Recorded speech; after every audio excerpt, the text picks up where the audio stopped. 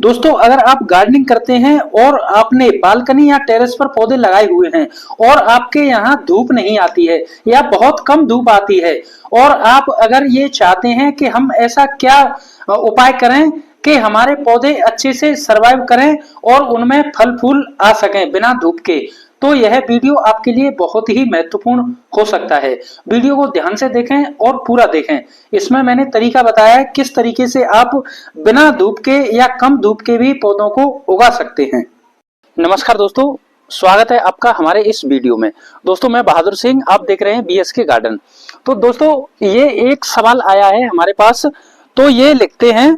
कि हमारे घर में धूप नहीं आती, तो क्या कांच या शीशे से या किसी और तरीके से धूप दिखाकर पौधे बचाए जा सकते हैं। तो दोस्तों, इसको हम ऐसे समझते हैं, इनका कहना है कि हम, या तो हो सकता है ये किसी ऐसे फ्लैट में रहते होंगे जो बिल्डिंगें ऊंची ऊंची होती हैं, तो ये कहते हैं कि हमारे उसमें घर में धूप नहीं आती, तो क्या हम कोई ऐसा शीशा वगैरह या आईना कोई ऐसा लगा सकते हैं कि रिफ्लेक्ट होके उससे किरणें और हमारे पौधे के ऊपर पड़े, तो उससे पौधा हमारा सरवाइव करे और फल फूल दे सके। तो इनका ये प्रश्न है दोस्तों। तो इसको हम अपने तरीके से समझते हैं और ये कहते हैं कि क्या कोई और भी तरीका है शीशे के अलावा जो हम इस तरह से कर सकते हैं। तो इसके लिए दोस्तों मैं एक चीज बता दूं, इसके लिए 3-4 तरीके हैं ऐसे कि जो हम उपयोग कर सकते हैं और उसके रिजल्ट भी हमें मिल सकते हैं। तो वो क्या क्या तरीके हैं कि एक तो यही शीशा, आईना जो मिरर होता है उसका हम उपयोग कर सकते हैं, और दूसरा दोस्तों हम जो स्टील होती है, स्टील की प्लेट्स जो होती है, तो उसका भी हम उपयोग कर सकते हैं, और तीसरा एल्युमिनियम शीट आती है, एल्युमिनियम शीट का हम उपयोग कर सकते हैं, और चौथा दोस्तों अगर ऐसी कोई दीवार है जिस पर आपकी धूप पड़ती है तो आप उस पर एल्युमिनियम पेंट भी कर सकते हैं, वो भी थोड़ा इफेक्टिव हो सकता है। तो ये 3-4 तरीकों से हम इसका उपयोग कर सकते हैं, लेकिन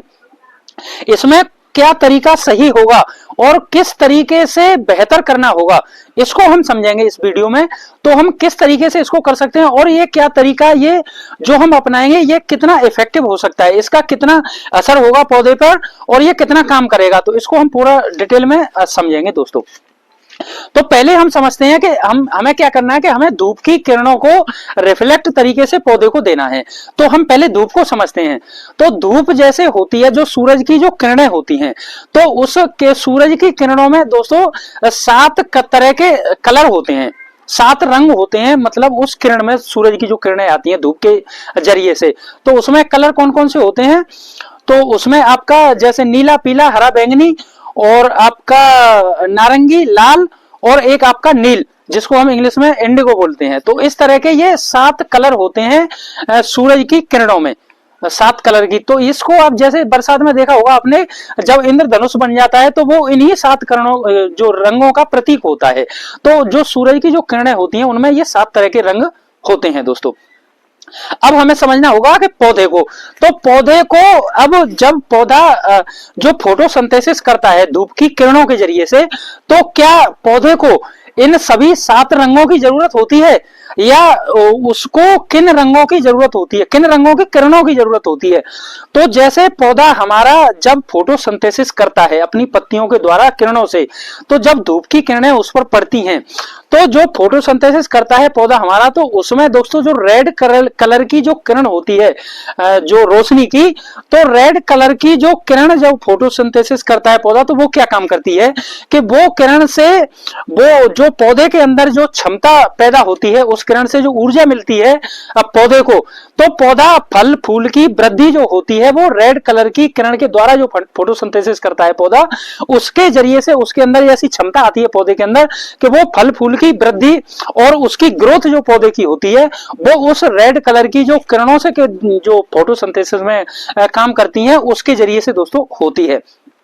और दूसरा ब्लू कलर की किरण, जो नीले कलर की जो किरण होती है, तो रेड और नीले, उसमें तो रोशनी के अंदर तो 7 कलर की किरण मिक्स हैं। जब रोशनी पड़ती है पौधे के ऊपर, पत्तियों के ऊपर, तो पौधा जो लेता है वो रेड कलर की किरणों को लेता है और ब्लू कलर की किरणों को लेता है। तो ब्लू किरण क्या करता है दोस्तों, ब्लू कलर की जो किरणें होती हैं वो पौधा जब फोटोसिंथेसिस करता है तो ब्लू कलर की किरणें पौधे की स्टेम को बढ़ाती हैं और जो पौधे की जो पत्तियां होती हैं उसको थोड़ा बड़ा करती हैं और नए जो अंकुर निकलते हैं तो वो जो नए अंकुरों का जो काम होता है, जो पौधों जो फोटोसिंथेसिस के जरिए जो ब्लू और रेड कलर की किरणों से ही, ये दो किरणें ही पौधा दोस्तों ज्यादा लेता है फोटोसिंथेसिस के जरिए। बाकी जो किरणें कलर होते हैं उनका इतना महत्व नहीं होता है। कुछ हरे कलर की किरण लेता है तो हरे कलर की किरणों को तो वो वापस से प्रदर्शित कर देता है अपने हरे कलर की पत्तियों के जरिए से, तो वो इसी से हरा कलर उसका होता है दोस्तों। तो ये दो तरह की किरणें जो पौधे को जो फोटोसिंथेसिस के जरिए से जो खाना बनाता है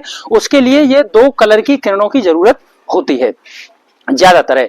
और दोस्तों इसको हम और अगर डीपली समझें तो ये जो किरणें होती हैं, जो कलर वाइज जो किरणें होती हैं, तो इसके अंदर कुछ रेंज होती है। रेंज जैसे कि जो लाल कलर की किरणें होती है, जो ब्लू कलर की किरणें होती हैं, तो इसके अंदर रेंज होती है। उस रेंज को मापने का जो तरीका होता है वो हम एनएम के रूप में उसको मापते हैं। तो मैं इसको ज्यादा उसके डीप में नहीं जाऊंगा, ज्यादा डिटेल में, क्योंकि अगर हमारा विषय विद्यार्थियों को समझाना होता तो हम डिटेल में समझाते, लेकिन हम इसको ज्यादा गहराई से नहीं जाएंगे, क्योंकि ज्यादा गहराई से जाएंगे तो हमारा टाइम वेस्ट होगा और वीडियो काफी लंबा हो जाएगा दोस्तों। तो हम इसको किरणों के कलर के तक ही सीमित रख के समझते हैं इसको। मैं कभी जब फोटोसिंथेसिस पे अगर आप मुझसे कहेंगे कि कोई डिटेल वीडियो बनाए तो मैं फोटोसिंथेसिस का पूरा डिटेल वीडियो बनाऊंगा, उसको मैं जब उसको डिटेल से समझाऊंगा दोस्तों आपको। तो अब हमने इतना समझ लिया कि जब पौधा हमारा जो किरणों को लेता है वो लाल और नीला और थोड़ा हरा, इस तरह की किरणों को पौधा हमारा लेता है फोटोसिंथेसिस के खाना बनाने के लिए। और ये लाल कलर की जो किरणें हैं वो क्या काम करती हैं और ब्लू कलर की वो क्या काम करती है वो मैंने आपको बता दिया दोस्तों। अब हम अपने टॉपिक पर आते हैं जो इन्होंने सवाल पूछा है कि क्या हम शीशे के द्वारा रिफ्लेक्ट दे करके और पौधे को जो है फल फूल की वृद्धि और सर्वाइव करा सकते हैं। तो दोस्तों देखिए ऐसा हो सकता है जैसे कि आपने इधर की साइड में आपके पौधे लगे हुए हैं और इधर धूप आती है, तो इधर से आप अगर आप मिरर लगा के उसको रिफ्लेक्ट देना चाहते हैं इस तरीके से तो आप ऐसा कर सकते हैं उससे। लेकिन होगा क्या कि जो किरणें जो सूर्य की जो किरणों में जो कलर की जो आएंगी वो किरणें सातों कलर की, तो वो शीशा क्या काम करता है हमारा, जो शीशा जो आते हैं आजकल नॉर्मल शीशे होते हैं ये, क्योंकि शीशा कई प्रकार के होते हैं तो उसकी हम बात नहीं करेंगे क्योंकि वीडियो काफी लंबा होगा। तो जो नॉर्मल जो लगाते हैं घरों में और जो बाजार में मिलते हैं वो नॉर्मल शीशा जो है मिलते हैं दोस्तों। तो अगर उसी को हम लगाते हैं तो वो क्या करता है कि जो जब शीशे पर सूर्य की किरणें पड़ती हैं और जब वो रिफ्लेक्ट होके आए मिरर के रूप में जो शीशा लगाते हैं तो रिफ्लेक्ट होके जब पौधे पर पड़ती हैं तो वो जो मिरर होता है वो सूरज की किरणों की अगर 100% उसके ऊपर पड़ेंगी तो वो कम से कम 20 से 25% उस किरणों को वो है रोक देता है दोस्तों। उसके बाद में आप जब पौधे पर किरणें जाएंगी तो वो 70 से 80% किरणें पौधे को मिलेंगी। और दोस्तों दूसरा हम बात करते हैं स्टील की प्लेट की। तो स्टील की प्लेट क्या काम करती है कि जब स्टील की प्लेट के ऊपर सूरज की किरणें जाएंगी और उससे रिफ्लेक्ट होके जाएंगी जब पौधे के ऊपर तो वो आपकी कम से कम 30 से 40% किरणों को रोकेगा। तो जब स्टील की प्लेट हम लगाते हैं तो वो आपकी 60% किरणों को रिफ्लेक्ट करके पौधे को देगा। तो जैसे ही जितनी कम किरणें उसको रिफ्लेक्ट होके जाएंगी पौधे पर उतना ही वो फोटोसिंथेसिस की प्रक्रिया जो है उसकी कम होगी दोस्तों। अब हम समझते हैं एल्युमिनियम की जो है शीट आती है उसको। तो एल्युमिनियम की शीट होती है वो आपकी जब उसकी किरण